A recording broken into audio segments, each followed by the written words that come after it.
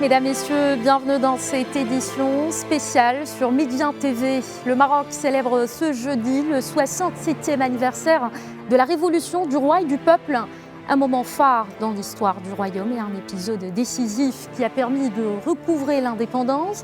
Il y a 67 ans, jour pour jour, les autorités coloniales ont contraint feu le roi Mohamed V, sultan du Maroc, ainsi que la famille royale à l'exil en Corse d'abord, puis à Madagascar. À partir de 1954, les Marocains profondément attachés au trône alaouite sont descendus par milliers dans toutes les régions du royaume pour manifester leur refus et leur désarroi quant à cette atteinte au symbole de leur unité. Au bout de 28 mois, les forces coloniales ont constaté l'échec de leur entreprise. Le 16 novembre 1955, les revendications justes et légitimes à la fois du peuple et du souverain ont fini par aboutir, scellant le retour triomphal du sultan dans son pays. Ces mêmes valeurs nobles de défense de la nation et du sens du sacrifice continuent d'incarner aujourd'hui le leitmotiv d'un royaume, un royaume résolument tourné vers la modernité, le développement et la consolidation de la démocratie et des droits de l'homme. Et comme chaque année, à l'occasion de l'anniversaire de la révolution du roi et du peuple, le roi Mohamed VI a adressé un message à la nation auquel nous consacrons cette édition spéciale. Un message axé sur la nécessité d'une prise de conscience collective pour consolider les acquis et mieux faire face à cette pandémie de Covid-19. Et pour revenir justement sur les grands axes du discours royal, j'ai le plaisir d'accueillir en direct depuis Rabat Naïm Kamal, directeur de publication du site d'information quid.ma, et Idriss Issaoui, analyste politique. Merci d'avoir accepté notre invitation.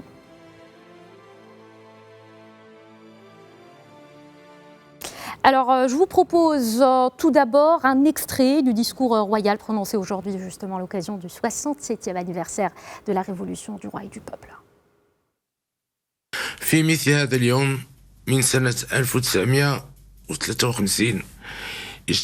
En ce même jour de l'an 1953, la volonté de notre grand-père, Sa Majesté le roi Mohamed V, et de son compagnon de lutte, notre père, Sa Majesté le roi Hassan II, que Dieu ait leurs âmes, convergea avec celle du peuple marocain pour que naquît une révolution historique dont le mot d'ordre fut le rejet solennel des plans coloniaux.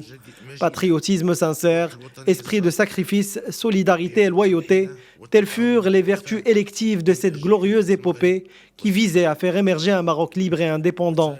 L'histoire du Maroc est ainsi richement tissée d'événements qui portent témoignage de la symbiose parfaite entre le trône et le peuple, toujours unis face aux vicissitudes du temps. C'est l'état d'esprit qui, lors des premières phases de la pandémie du Covid-19, a animé les Marocains qui ont alors fait preuve d'engagement et se sont collectivement engagés. Au cours de cette période de crise, nous avons réussi, par nos efforts conjoints, à atténuer l'impact sanitaire et ses conséquences économiques et sociales. À ce titre, de larges franges de la population ont bénéficié du soutien de l'État. Nous avons initié un plan ambitieux et inédit pour la relance économique et nous avons impulsé un grand projet pour la généralisation de la couverture sociale au profit de tous les Marocains. À cet égard, nous insistons sur la nécessité d'une bonne mise en œuvre de ces projets dans les délais fixés. وأطلقنا خطة طموحة وغير مسبوقة لإنعاش الاقتصاد ومشروعا كبيرا لتعميم التغطية الاجتماعية لجميع المغاربة. Voilà, on a donc écouté le souverain dans ce discours consacré à la situation épidémiologique au Maroc dans un contexte de Covid-19, un discours qui intervient donc dans ce contexte de propagation de la maladie, après une gestion réussie de la première vague, comme l'a bien dit ce soir le roi Mohamed VI. Je commence avec vous, Naïm Kamal. Quelle lecture faites-vous du thème d'abord sur lequel a porté le discours du souverain ? Écoutez, je crois que c'est le thème du moment, le thème de la circonstance. C'est-à-dire, la situation étant ce qu'elle est, étant ce que nous savons tous, il était important qu'une voix qui porte aussi loin, aussi fort, aussi puissamment que celle du souverain puisse à ce moment-là, précis, intervenir pour dire aux Marocains, attention, vous allez au-devant du précipice. Je crois que une première lecture, franchement, on s'y attendait un peu à ce discours. On ne pouvait pas ne pas s'y attendre, étant la gravité ou la gravité de la dégradation de la situation. Je crois que, à partir des propos du roi, on ne peut pas être plus clair. Le choix se pose entre vivre ou mourir. Et quand je dis vivre ou mourir, je ne parle pas seulement de la maladie, je ne parle pas seulement de la mort physique ou de la dégradation de l'état de santé de la personne atteinte, mais je parle de l'économie, je parle de la société, je parle du pays, je parle de l'État. C'est-à-dire nous sommes dans une bataille de devenir.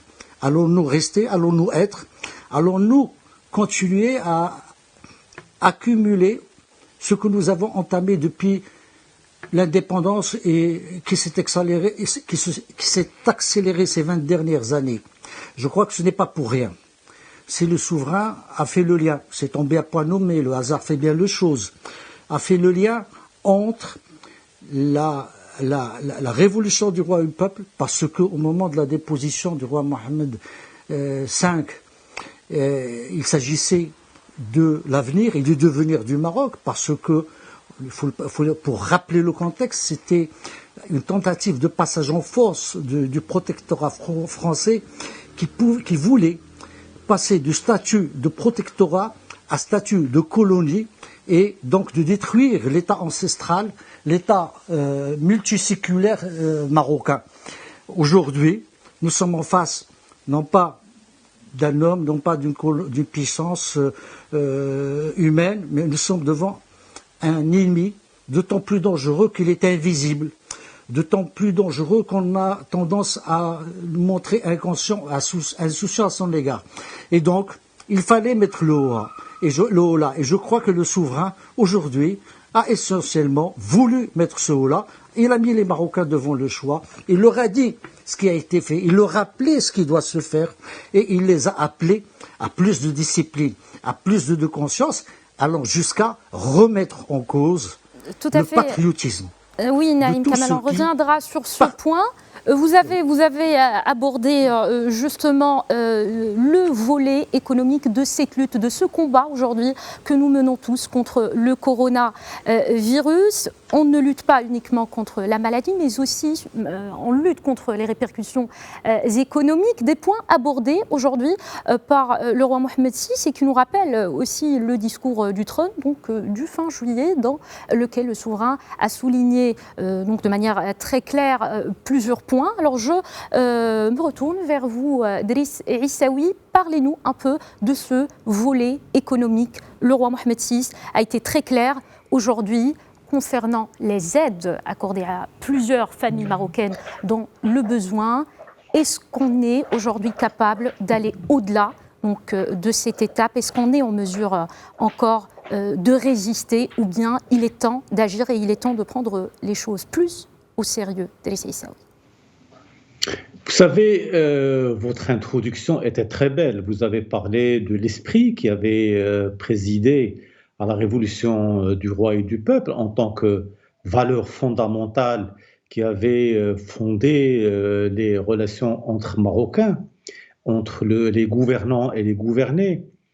Et vous êtes ensuite passé à la situation actuelle, c'est-à-dire que nous sommes devant une pandémie qui n'a pas de nom, qui n'a pas de nationalité et qui aujourd'hui, avec ses effets, menace de manière dangereuse les structures économiques du pays.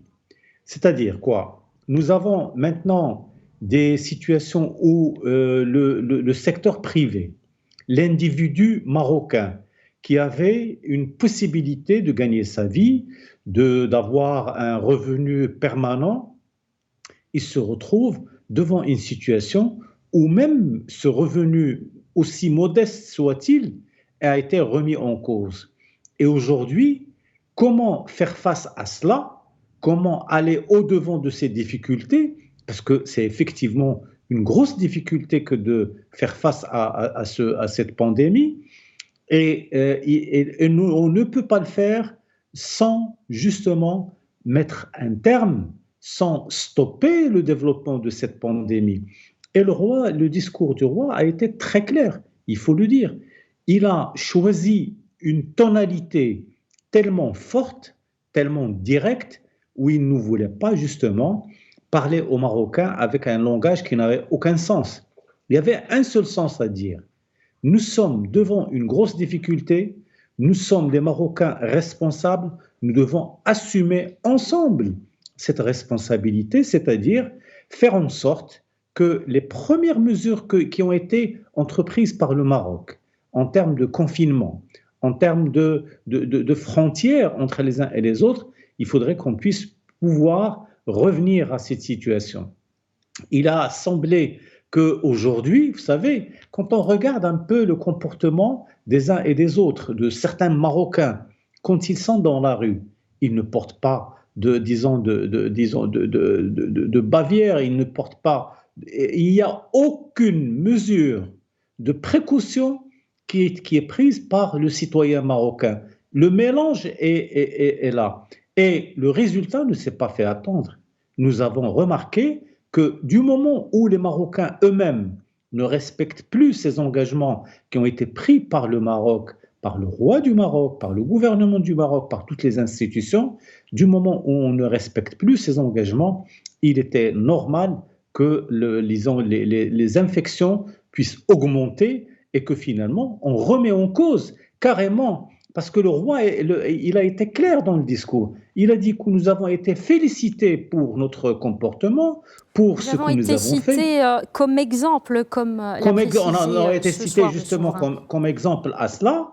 Aujourd'hui, il y a un risque, c'est que non seulement on ne sera pas cité comme exemple pour ce comportement, mais on va nous reprocher le fait d'avoir participé à la dégradation de la situation physique, matérielle, économique, et au-delà de cela. C'est-à-dire le Maroc ne pourra plus faire face à ses besoins, ne pourra plus honorer ses engagements, il va être véritablement dans une situation de dépendance et qui va être très problématique pour l'ensemble de la société, que ce soit le gouvernement ou le secteur privé ou l'opérateur économique.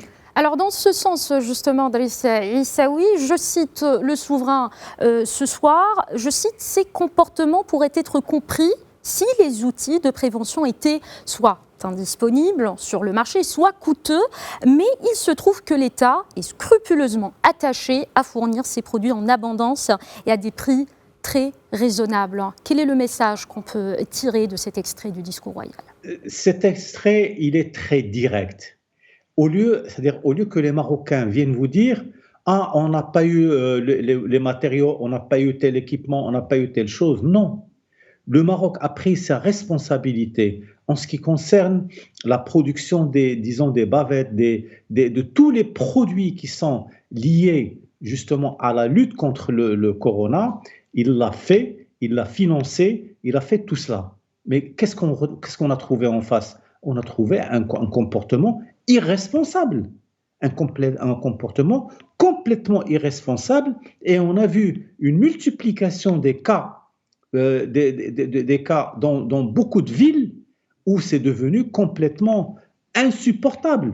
Et les autorités publiques ont été obligées à un certain moment d'arrêter la circulation entre les villes, d'interdire l'accès à telle ou telle, telle facilité. Donc ça a été véritablement une situation où le gouvernement marocain n'a pas eu le choix que celui de dire « arrêtons le massacre, arrêtons cette situation ». Et le discours d'aujourd'hui, ce n'est pas un discours pour dire « ça va, vous êtes bien, on est très bien ». Non, c'est un discours pour dire « ça ne va pas ». Pour dire « attention, nous sommes en face d'une situation complètement qu'on ne peut pas maîtriser ».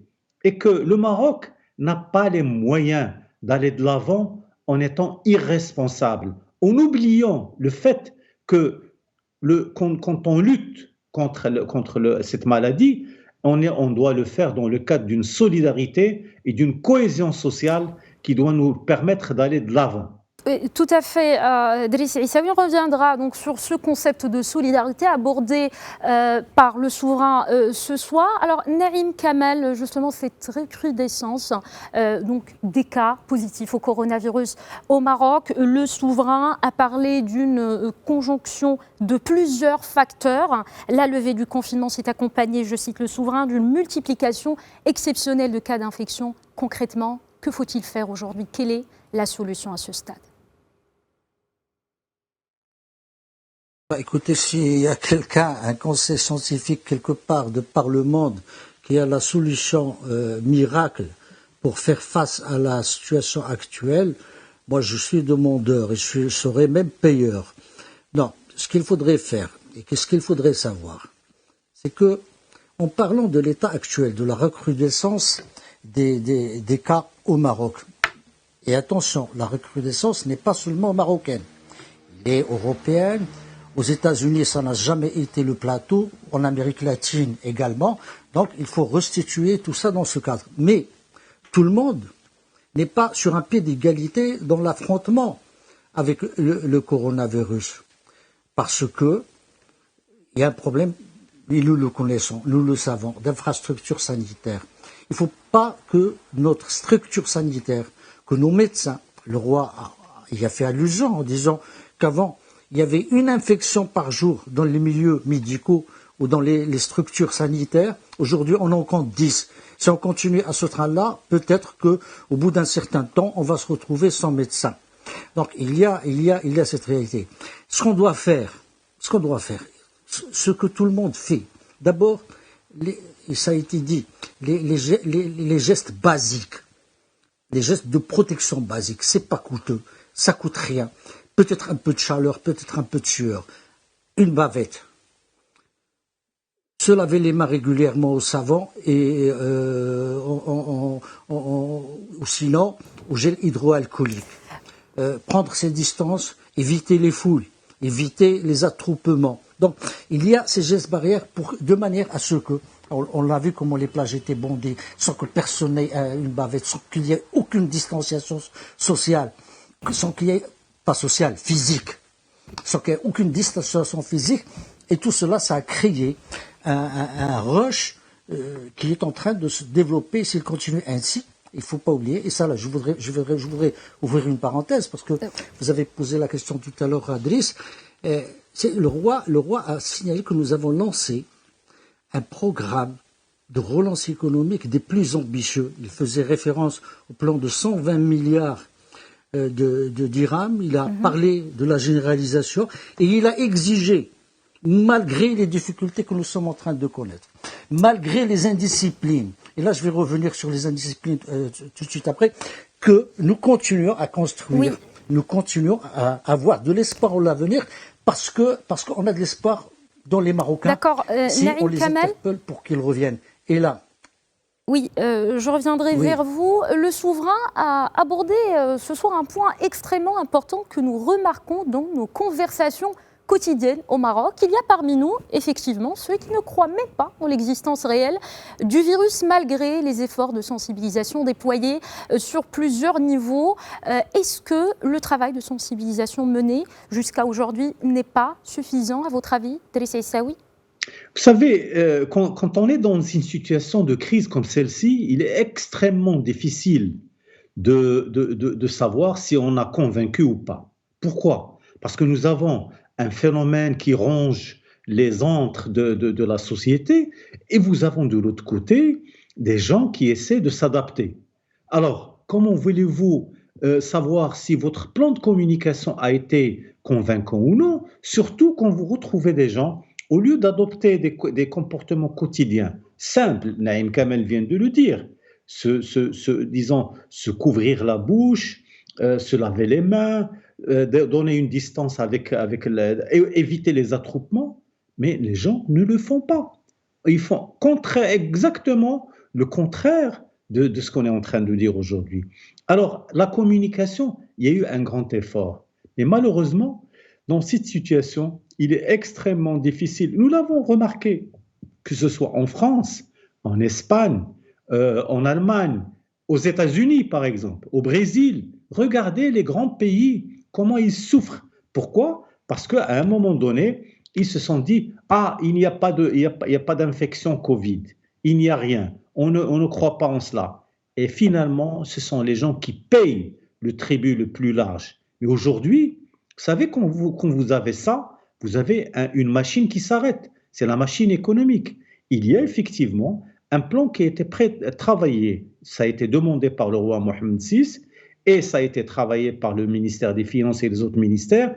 Et on a présenté un plan d'urgence. Un plan d'urgence qui vise justement la relance de l'activité économique au niveau des entreprises, au niveau de l'investissement et en termes de rénovation. On a injecté quelque chose comme 120 milliards de dirhams. 120 milliards que nous avons collectés ici et là sur la base d'emprunts, de contributions des entreprises publiques et privées, de l'extérieur, de l'intérieur.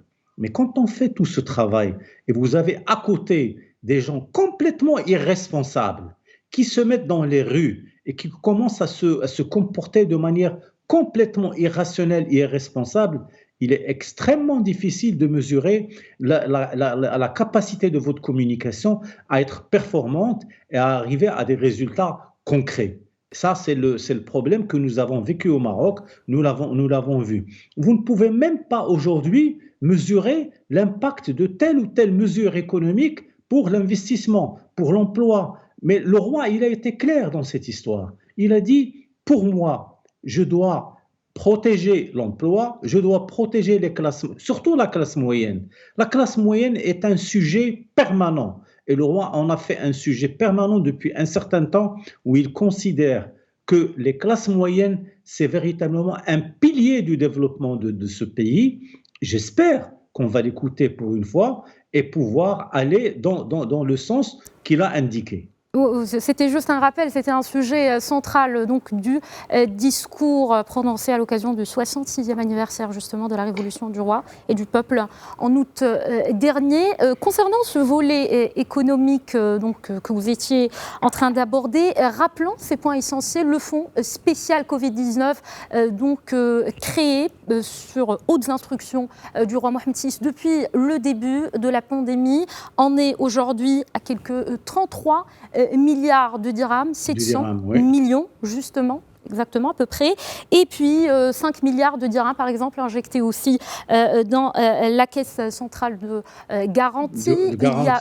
Tout à fait, il y a plusieurs initiatives, beaucoup d'efforts déployés dans ce sens, mais le souverain aujourd'hui a souligné un point très important, toutefois cet appui ne peut continuer indéfiniment car les aides accordées par l'État excèdent ses ressources. Votre réaction, Driss Issaoui? Absolument. Vous savez, n'importe quel État, que ce soit la France, vous savez, les Français et les Allemands ont pris une initiative de dire « Attention, les pays européens n'ont pas les moyens de faire face à cette pandémie et à cette catastrophe, alors on va faire un emprunt, on va donner de l'argent. » Et il y a eu un grand débat sur comment on va utiliser cette somme d'argent.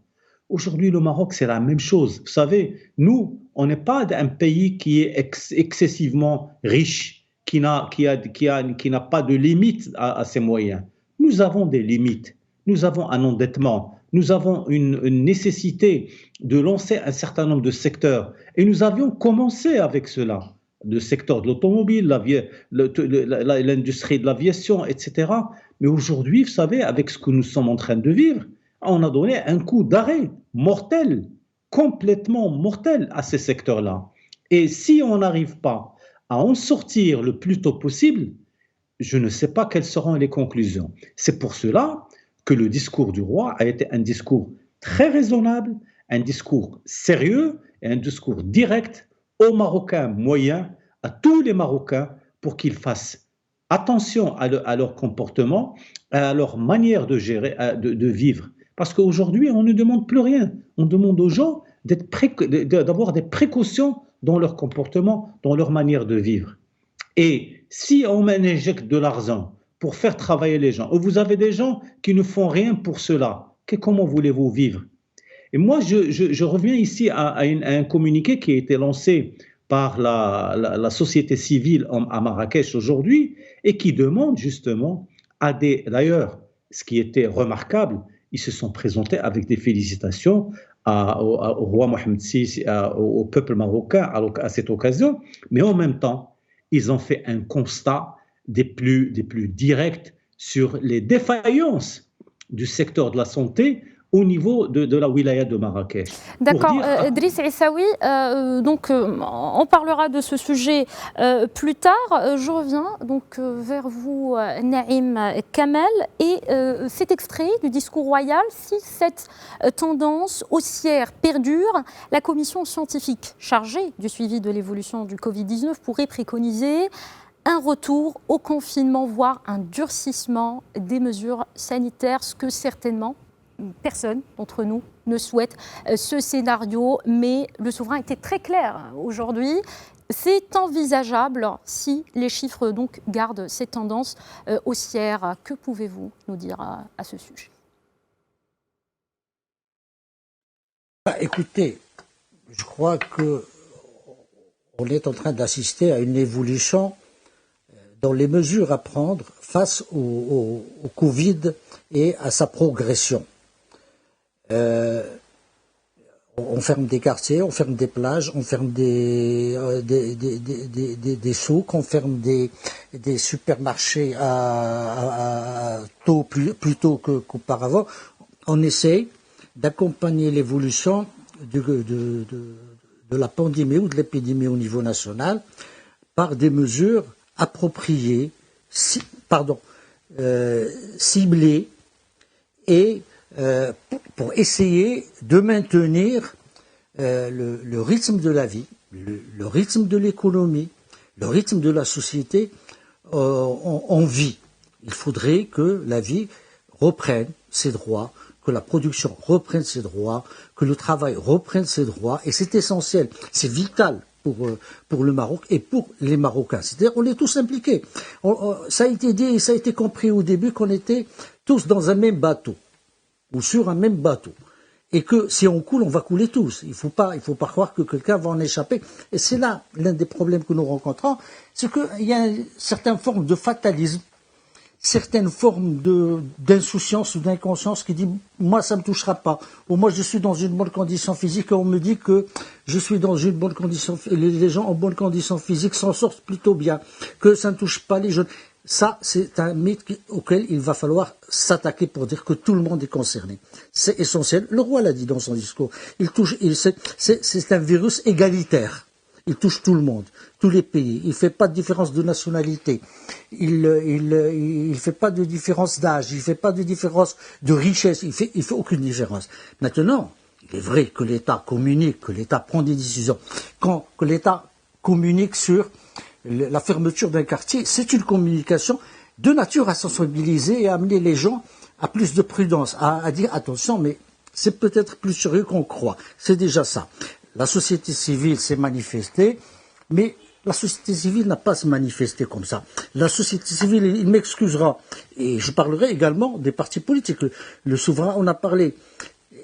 Ils sont censés être partout, dans tous les quartiers, à travers leurs sections, à travers leurs cellules. Il faudrait qu'ils accompagnent ce travail à la base, auprès des autorités, au même titre. Moi, je connais beaucoup de partis qui ont des structures partisanes collées aux structures administratives. C'est-à-dire que là où il y a un arrondissement, il y a une section du parti, là où il y a un muqaddam, il y a une cellule, et ainsi de suite.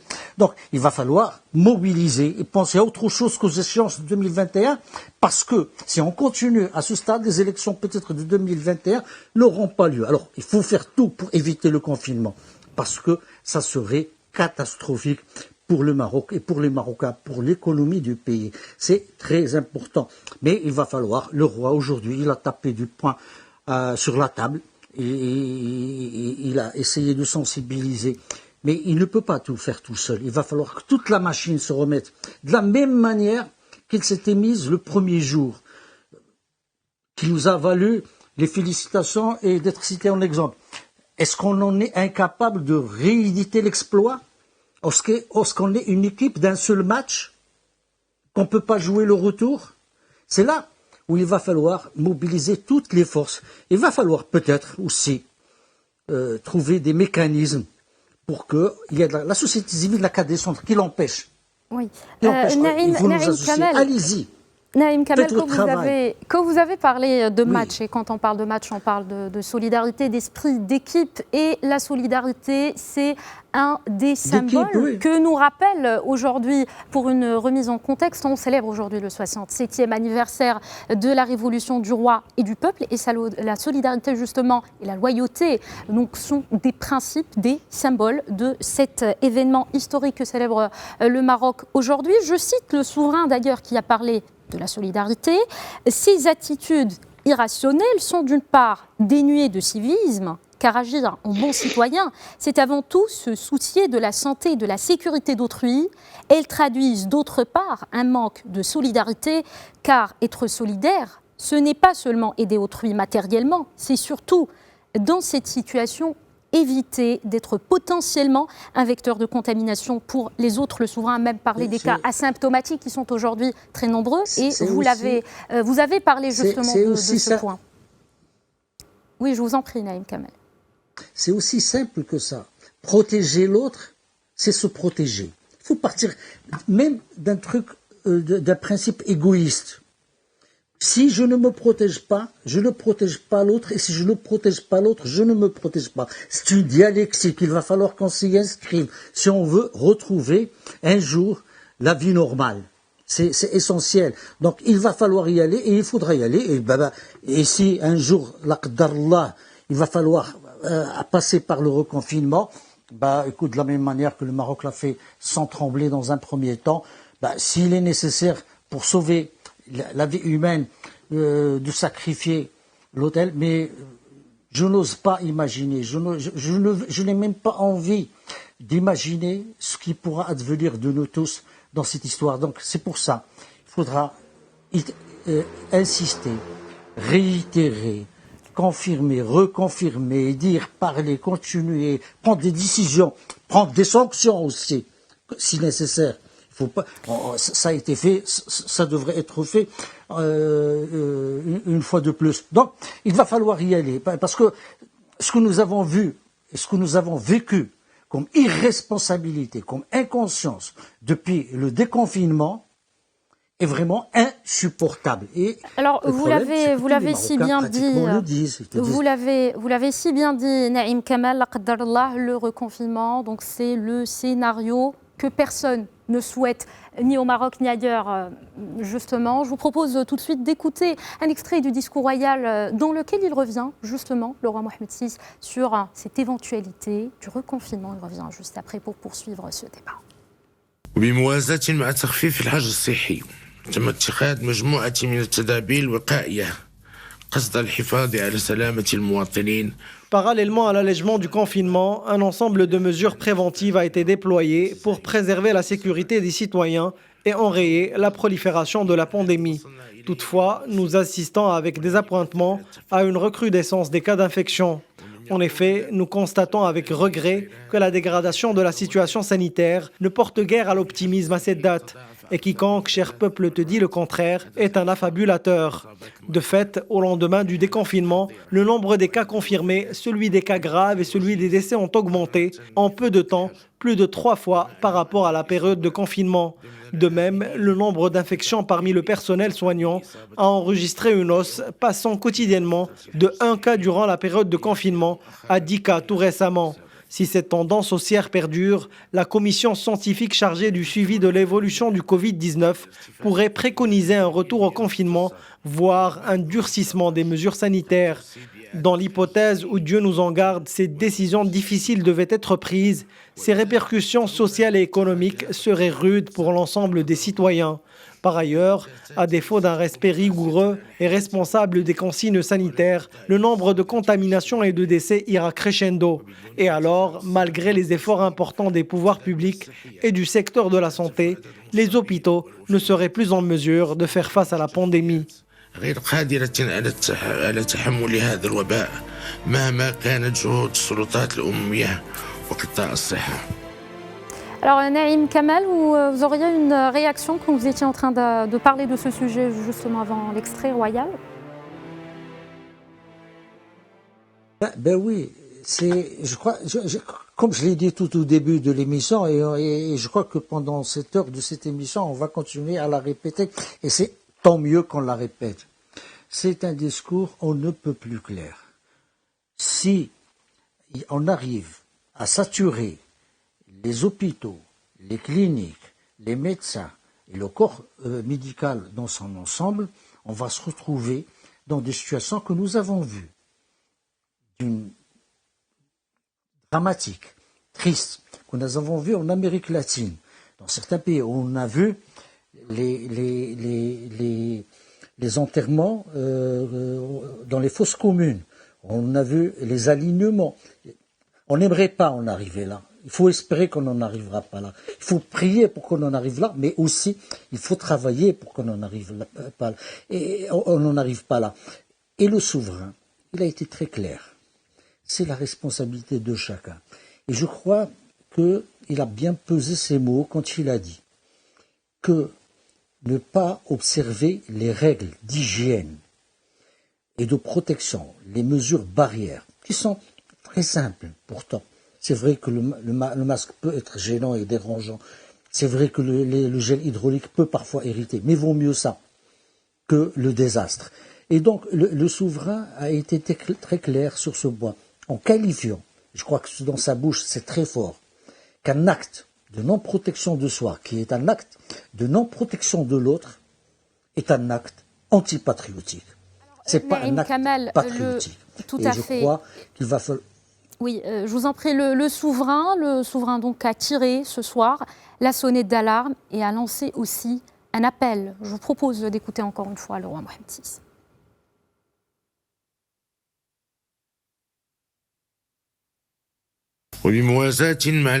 Concomitamment aux mesures initiées par les pouvoirs publics pour juguler la pandémie, j'appelle les forces vives de la nation à faire preuve de mobilisation et de vigilance et particulièrement à adhérer unanimement aux efforts déployés à l'échelle nationale afin de sensibiliser la société, éveiller sa conscience et l'encadrer. À cet égard, je souligne que pour sortir de la situation actuelle et relever le défi de la lutte contre la pandémie, chacun devra observer une conduite civique exemplaire et responsable. Driss Issaoui, une conduite civique exemplaire et responsable, ce sont les mots du roi Mohammed VI. Votre réaction ?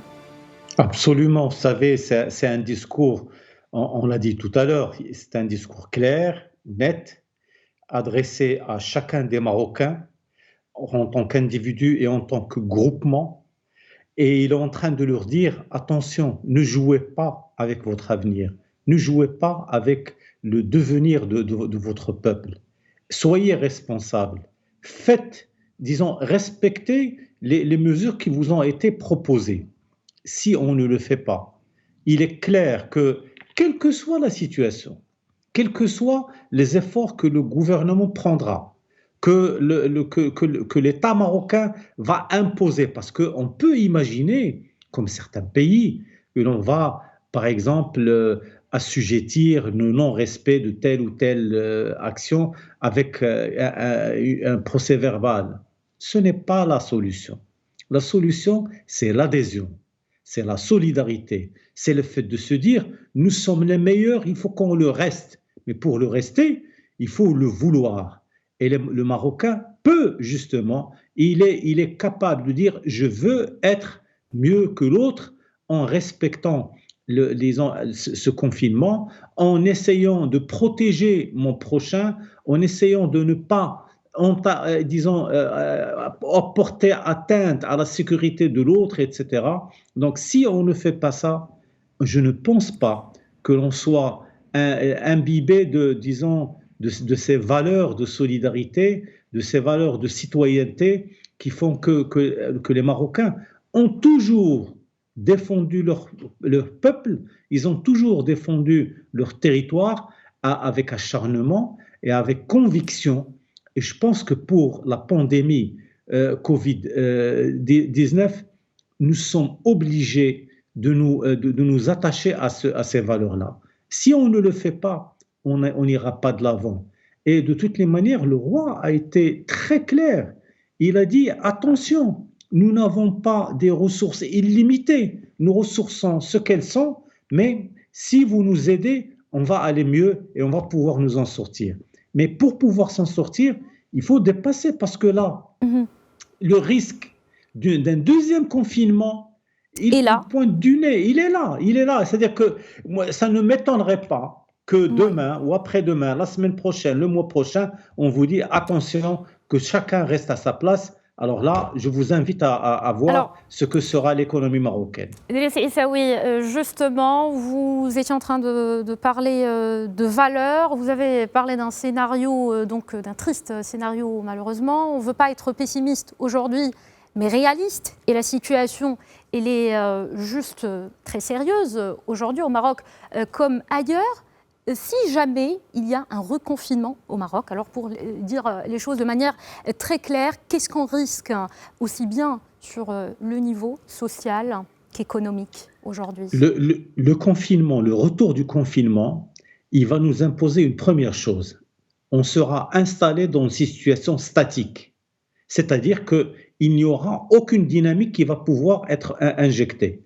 Il y aura un problème au niveau des investissements. Il y aura un problème au niveau de l'emploi, au niveau de tout ce que nous considérons comme étant un gain social dans le Maroc d'aujourd'hui. On aura de grosses difficultés pour pouvoir le réaliser. Nous avons des chantiers énormes. Et d'ailleurs, le plan de relance qui a été adopté par le Maroc, présenté par le ministre des Finances, il a été fait dans ce sens-là. Et vous l'avez cité. Et l'argent a été débloqué. Mais si on continue à enfoncer le Maroc dans ce qu'il y a aujourd'hui, on ne pourra pas, projeter un avenir meilleur, un avenir prometteur aux Marocains, parce que nous n'avons pas été responsables, parce que nous n'avons pas respecté ces consignes de sécurité pour nous et pour l'autre.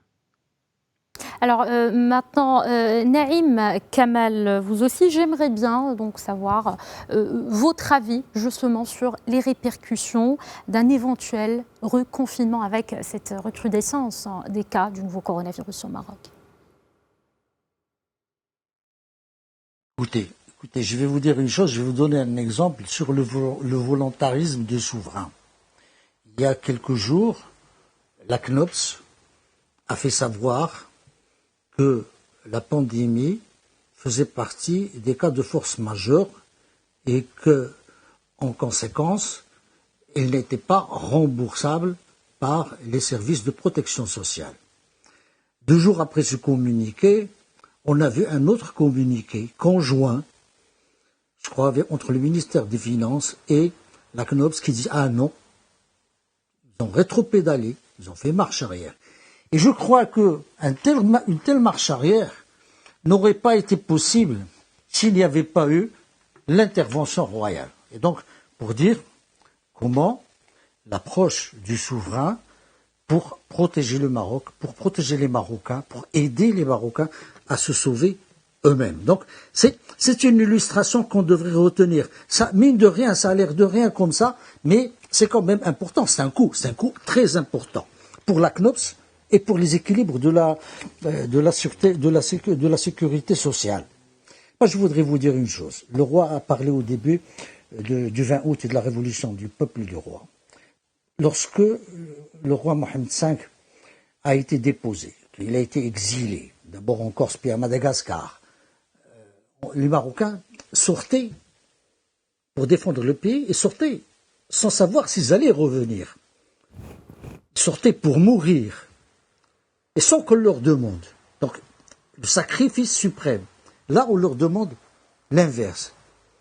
S'il vous plaît, ne sortez pas pour mourir. Sortez, essayez de rester en vie. Essayez de rester en bonne santé. Je crois qu'on ne peut pas être plus clair, plus éloquent, plus édifiant dans une approche. On ne vous demande pas de mourir pour ce pays. On vous demande de vivre pour votre pays. Est-ce compliqué à comprendre? Et de protéger votre entourage aussi. C'est là où on est. Et donc, pour ne pas... Il faudrait qu'aujourd'hui, chacun de nous ait le courage, quand il voit quelqu'un ayant un comportement incivique, qui ne porte pas correctement son masque, qui ne préserve pas... Moi, je le fais. Ça énerve parfois les gens, mais je m'en fous. Je le fais. Que chacun de nous devient responsable de lui-même et de l'autre. Si l'autre n'est pas capable d'être responsable de lui-même, il faut qu'on devienne responsable de lui et il faut qu'on l'interpelle sur ses devoirs, ses obligations envers lui, envers ses voisins, envers ses enfants, envers ses frères, envers ses cousins, envers ses amis, envers tous ceux qui sont dans cet espace commun de notre vivre ensemble qu'est le Maroc. C'est pas compliqué. Et donc, il va falloir qu'on essaie d'adopter de nouveaux comportements, de nouvelles attitudes citoyennes. Pourquoi pas? Écoutez, moi, quand je vois dans une queue, quand je vois quelqu'un qui ne me donne pas 1 mètre, je lui dis s'il vous plaît. Quand je vois quelqu'un avec un masque à la hauteur de la bouche, je lui dis, écoutez, arrangez votre masque. C'est pas, il y a des gens qui comprennent, il y a d'autres parfois qui font la boucle. Un geste simple, mais qui peut sauver des vies, Naïm Kamal, n'est-ce pas? Mais c'est exactement ça.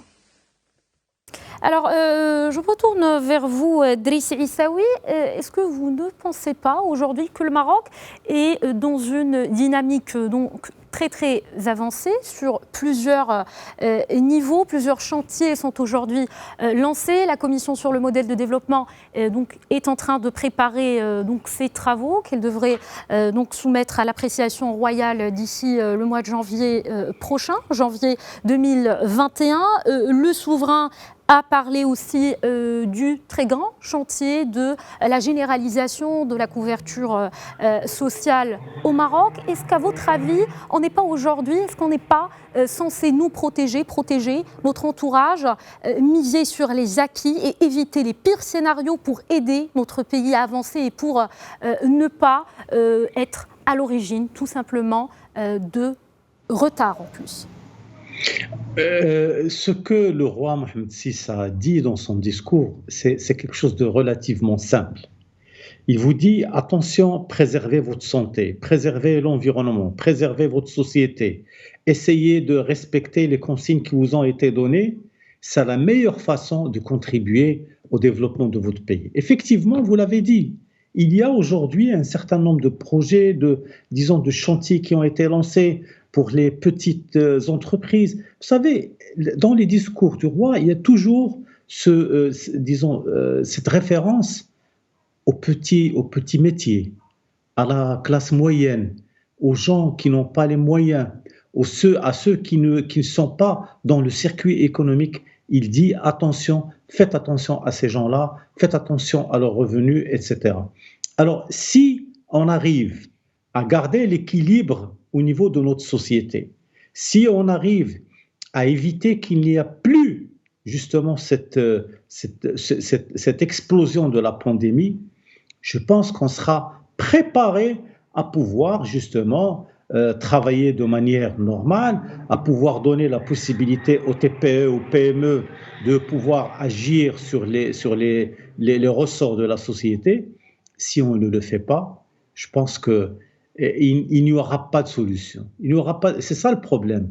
Et il faut que les gens puissent se représenter cette situation devant leurs yeux et dire attention, dans cette société, si on n'arrive pas à régler les choses entre nous, si on n'arrive pas à faire en sorte que la pandémie s'arrête, on n'aura rien après. Alors, Driss Issaoui, brièvement, un dernier mot. Est-ce que vous avez quelque chose à ajouter dans le même sens du discours Dans le même sens, l'appel du roi Mohamed VI est un appel clair, est un appel clairvoyant à la solidarité active de tous les citoyens pour justement sauver ce qui peut être sauvé dans cette société.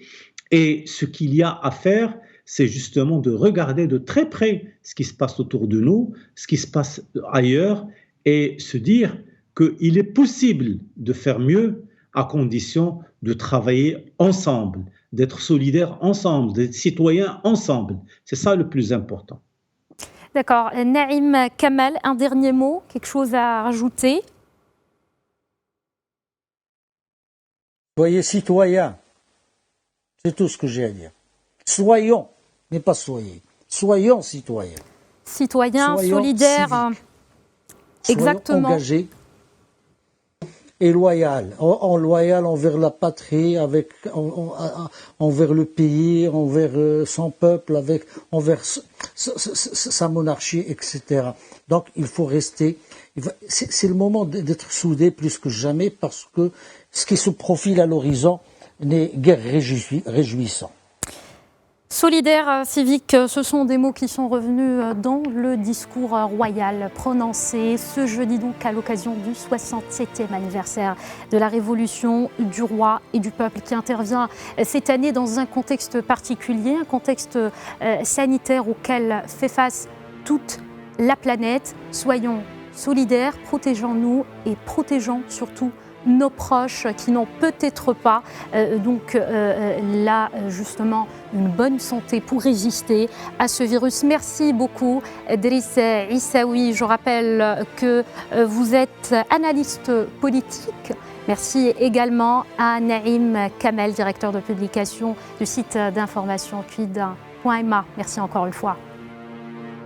Merci à vous de nous avoir suivis. Excellente suite de programmes sur Midi 1 TV Maghreb, Midi 1 TV Afrique.